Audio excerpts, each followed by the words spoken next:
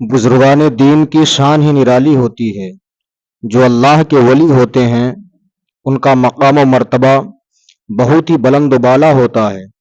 اللہ رب العزت اپنے مقدس قرآن پاک میں ارشاد فرماتا ہے، الا ان اولیاء اللہ لا خوف علیہم ولا هم یحزنون۔ خبردار، اللہ کے ولیوں کو نہ ہی کوئی خوف ہوتا ہے اور نہ ہی انہیں کوئی غم ہوتا ہے۔ اللہ والوں کو نہ دنیا کا خوف ہے نہ آخرت کا خوف ہے۔ اللہ رب العزت نے اپنے خاص بندوں کے مقام و مرتبے کو بلند و بالا فرما دیا۔ حضرت پیر مہر علی شاہ رحمۃ اللہ علیہ بہت بڑے اللہ کے ولی ہیں۔ ایک مرتبہ آپ سفر کر رہے تھے، ٹرین پہ بیٹھے ہیں، آپ کے ہاتھ میں ایک تسبیح تھی، اس تسبیح میں غوث اعظم رضی اللہ تعالی عنہ کی تسبیح کے چند دانے پڑے ہوئے تھے۔ آپ جب سفر کرتے ہیں تب بھی اس تسبیح پر کلمہ طیبہ لا الہ الا اللہ محمد رسول اللہ، کبھی مصطفیٰ جان رحمت صلی اللہ علیہ وسلم پر درود پاک پڑھتے ہیں۔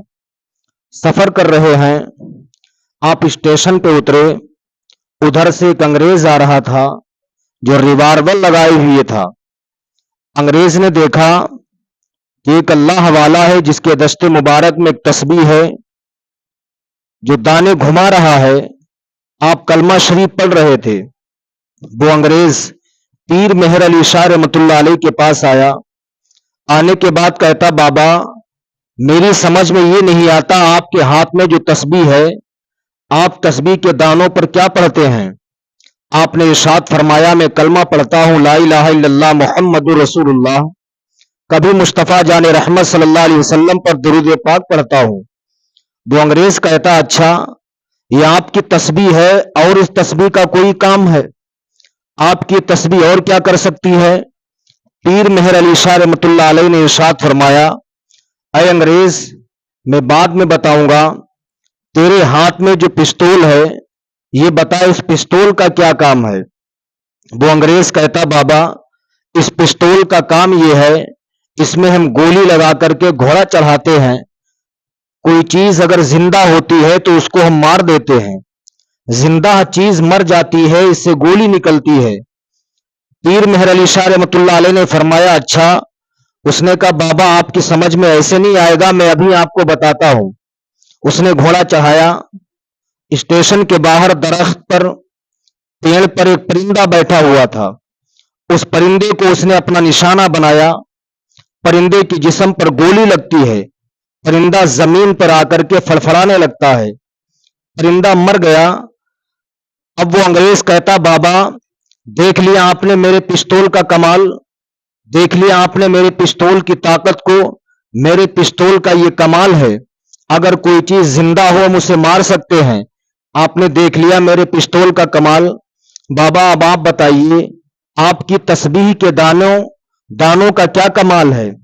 آپ اپنی اس تسبیح سے کیا کر سکتے ہیں؟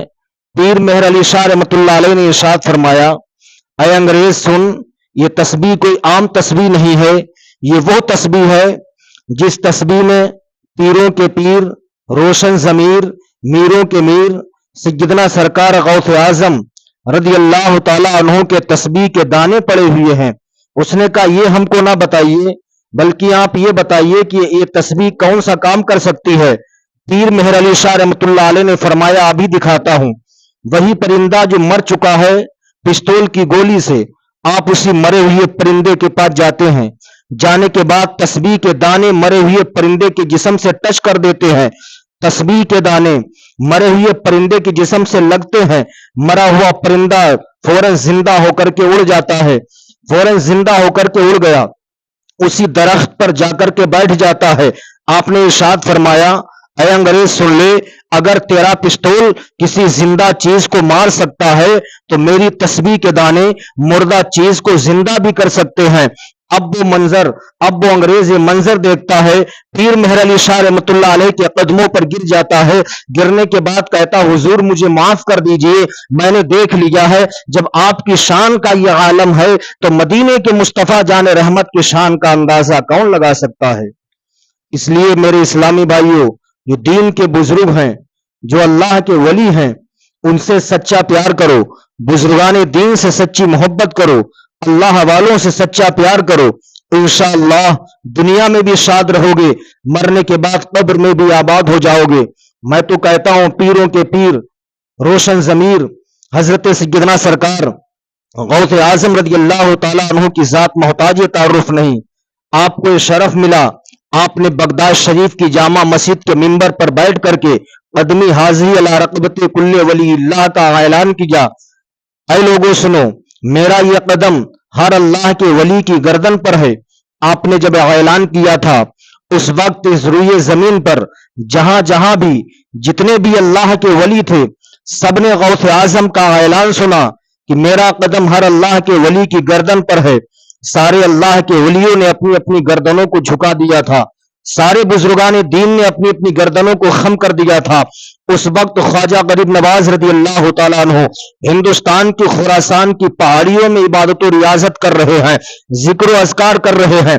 آپ نے ہندوستان کی خراسان کی پہاڑیوں میں بیٹھ کر کے غوث اعظم نے بغداد شریف سے اعلان کیا ہے، آپ نے خراسان کی پہاڑیوں میں غوث اعظم کا اعلان سن لیا ہے۔ اسلامی بھائیوں، بزرگان دین کی طاقت دیکھیے، اللہ والوں کا پاور دیکھیے۔ اس وقت موبائل نہیں تھا، ٹیلی فون نہیں تھا، وائرلیس سسٹم نہیں تھا۔ خواجہ غریب نواز خراسان کی پہاڑیوں میں بیٹھے ہوئے ہیں، آپ نے اعلان سن لیا ہے۔ ارشاد فرماتے یا غوث اعظم، آپ کا قدم میری گردن پہ تو کیا بلکہ میرے سر اور میری آنکھ کی پتلی پر بھی ہے۔ اسی لیے کہنے والے نے کہا، کس گلستہ کو نہیں فصل بہاری سے نیاز، کس گلستہ کو نہیں فصل بہاری سے نیاز، کون سے سلسلے میں فیض نہ آیا تیرا۔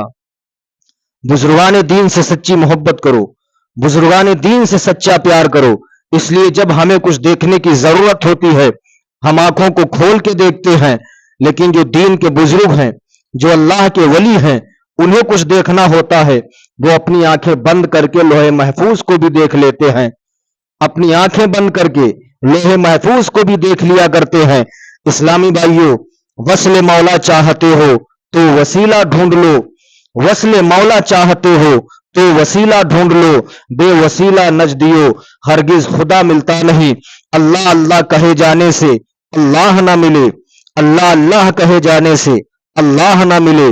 اللہ والے جو ہوتے ہیں وہ اللہ سے ملا دیتے ہیں۔